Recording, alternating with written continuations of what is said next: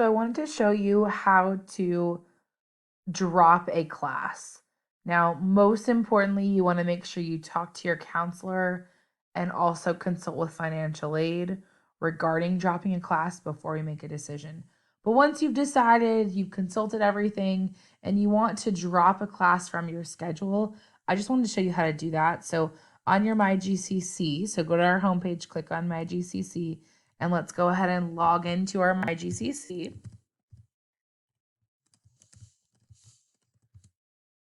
Okay.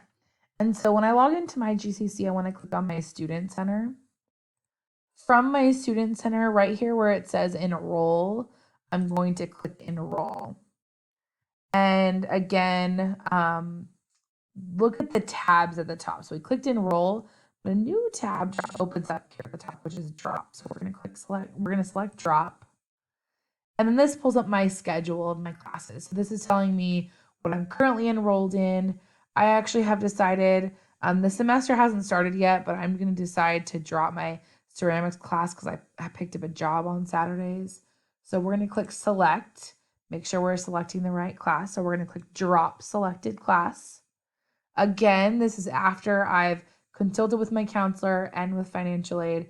And specifically, I'm actually dropping this before the semester starts, so it's okay in this situation because it's just not working with my schedule. And this is asking me to confirm if this is the class I want to drop. And I'm going to click Finish Dropping. And then it tells me, success, this class has been removed from your schedule. And then I can double check and click my class schedule. And you'll notice here it has ceramics, the class that I wanted to drop, and it says status dropped. And if you look at my other classes, it says I'm enrolled in my other classes.